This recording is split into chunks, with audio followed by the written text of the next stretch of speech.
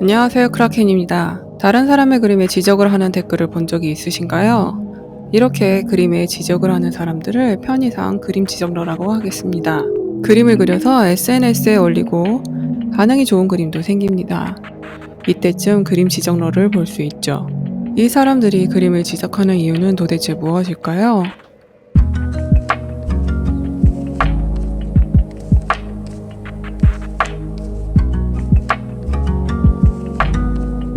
우리는 그림을 볼 때 어떤 점이 좋고 나쁜지 단번에 느낄 수 있습니다. 물론 그림을 많이 연구하고 그려본 사람일수록 관련 지식이 많기 때문에 더 디테일하고 정확하게 집어낼 수 있죠. 이때 우리는 두 가지 행동 중 하나를 하게 됩니다. 그냥 지나치거나 혹은 댓글을 다는 것이죠. 사실 댓글을 다는 행동은 꽤나 귀찮은 일입니다. 자신의 생각을 글로 조리 있게 표현하고 개그에 욕심이 있다면 드립도 해야 하며 읽는 이로 하여금 어떤 기분이 들게 할지 목적을 가지고 그 목적에 부합하도록 구성을 해야 하기 때문이죠. 그럼에도 불구하고 제 영상에 좋아요와 댓글을 달아주시는 분들께 감사한 말씀을 드립니다. 정말로 힘이 됩니다. 이렇게 긍정적인 댓글의 경우 글쓴이와 보는 이로 하여금 좋아지는 효과가 많습니다. 그럼 그림을 지적하는 경우는 어떨까요? 일단 많은 그림러들은 자신의 그림이 완벽하지 않음을 잘 알고 있습니다. 그림을 그리면서 고통받고 SNS에 올린 후 반응에 따라 기분이 들쑥날쑥하기도 하고 심지어 과거에 올려놨던 그림을 못 견디고 지우기도 하죠. 때문에 그림을 지적하는 댓글을 본다고 해서 딱히 깨달음을 얻거나 도움이 되지는 않습니다. 그리고 이미 스스로 지적을 엄청나게 하고 있기 때문에 지적하는 댓글을 봐도 큰 감흥은 없습니다. 익숙하기 때문이죠. 그러니까 그림 실력에 도움을 주려는 것이거나 충격요법과 같은 목적을 가진 지적 댓글이라면 제 효과를 해내지 못합니다. 이들은 어떤 생각으로 그림을 지적할까요? 우선 이들이 그림을 지적하는 것에는 스스로에 대한 자신감이 충만해야 가능합니다. 내가 그림을 보는 기준은 아주 객관적이다. 타협할 여지 없이 이것은 틀리고 잘못되었다 라는 자신감 말이죠. 특히 그림에 대해서 조금만 아는 경우에는 이 자신감이 최대치로 올라가게 됩니다. 지난 영상에서 말했던 더닝크루거 효과인데요. 그럼 고수들은 왜 지적을 안 하는 걸까요? 실력이 쌓일수록 자신이 모자란 부분에 대해서 더 잘 알게 되는 이유도 있지만요. 다른 이유로는 그림을 그리면서 겪는 고통과 고뇌를 알기 때문에 그림을 보면서도 연민과 공감을 하게 됩니다. 정말 잘하고 싶은데 안 되는 마음을 너무도 잘 알고 있으니까요. 반면 이 분야에 대해 모르거나 그림을 시작한 지 얼마 안 된 경우에는 이 고뇌에 대한 연민이나 공감을 못하므로 해맑게 지적을 하게 됩니다. 이 정도 지적은 상대 그림러에게 있어 아무것도 아닐 것이란 기분도 듭니다. 마치 옷에 먼지가 묻어있네요 정도로 가볍게 알려주는 도움이라는 생각도 들죠. 오히려 틀린 것을 찾아낸 자신이 자랑스럽게까지 합니다. 그림을 지적하는 내용의 대부분은 어떤 부분일까요? 바로 인체가 틀렸다 혹은 어색하다입니다. 인체는 맞고 틀리고를 판단하는 기준이 존재하기 때문이죠. 특히 인체의 경우 우리에게 너무나도 익숙하기 때문에 어색함을 본능적으로 알 수 있습니다. 색감, 디테일, 구성 등 다른 부분에서는 더 좋은 선택지가 있지만 틀렸다고 지적하기에는 사람마다 느끼는 것이 다르다 보니 애매합니다. 게다가 인체라는 것은 그림에서 거의 유일하게 틀린 부분을 말로 지적하기 용이합니다. 그 외에는 투시 같은 것이 있는데요. 투시에 대해서 잘 알고 있다고 해도 댓글로 투시를 지적하기란 보통 노동이 되는 것이 아닙니다. 지적이라는 행위로 간결하게 자신이 옳고 상대가 틀렸다는 것을 표현해야 되는데 댓글로 하기에는 보통 품이 드는 것이 아니죠. 또 투시에 대해서는 공부를 꽤 해야 하는 수준이므로 이 시기에 자신감이 많이 떨어져 있기 때문에 투시로 남을 지적하기는 쉽지 않습니다. 그럼 그림을 지적하는 것은 악플에 속할까요? 틀린 걸 틀렸다고 자유롭게 말도 못하냐고 생각할 수 있습니다. 우선 악플러가 어떤 존재인지 알아봐야겠습니다. 전문가가 말하는 악플러는 연민과 공감이 떨어지는 사람이라고 합니다. 그림을 지적당한 사람의 기분이 어떨지 잘 공감이 안 되는 경우라 할 수 있겠습니다.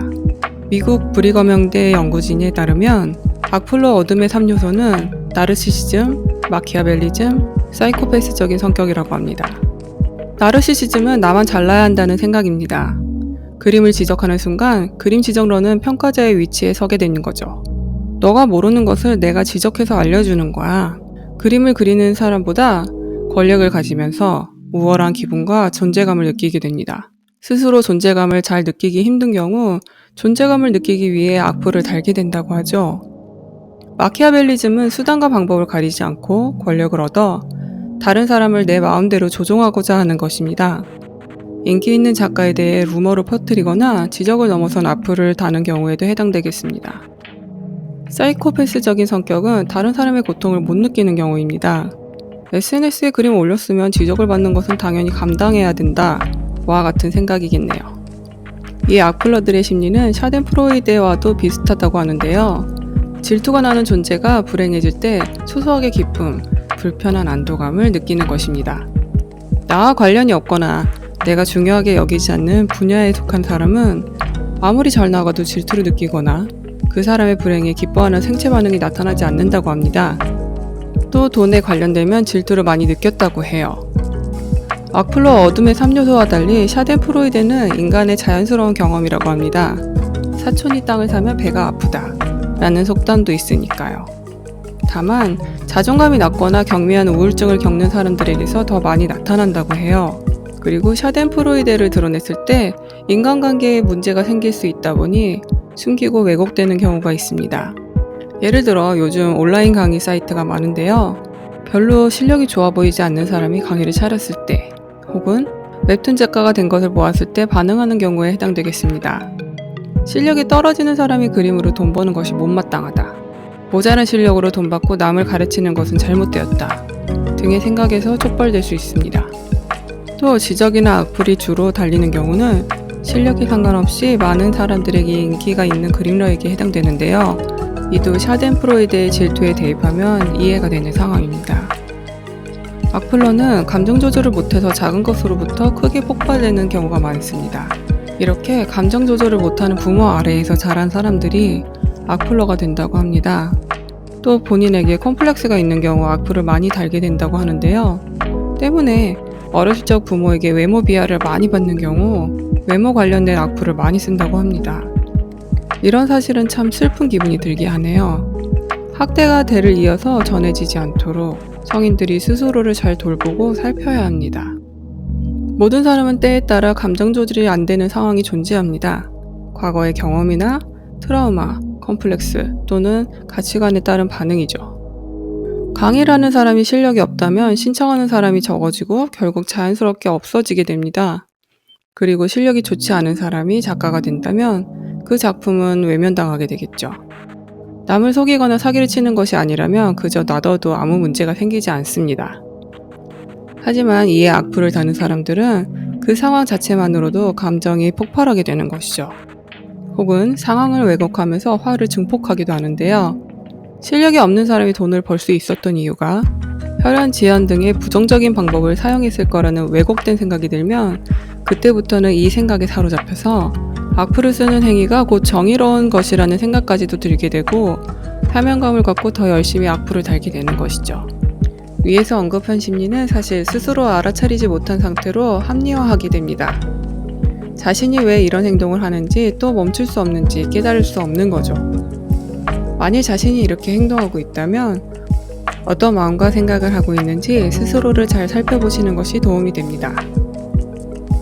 왜냐하면 자신이 가지고 있는 폭발적이고 엄청난 에너지를 너무 쓸모없는 일에 소모하게 되기 때문이에요. 이 에너지가 온전히 자신의 성장을 위한 원동력으로 사용된다면 굉장히 많은 것을 이룰 수 있게 될 것입니다. 오늘은 악플러와 그림 지정러의 심리를 알아보았습니다. 도움이 되었다면 구독과 좋아요, 댓글 부탁드립니다. 크라켄이었습니다.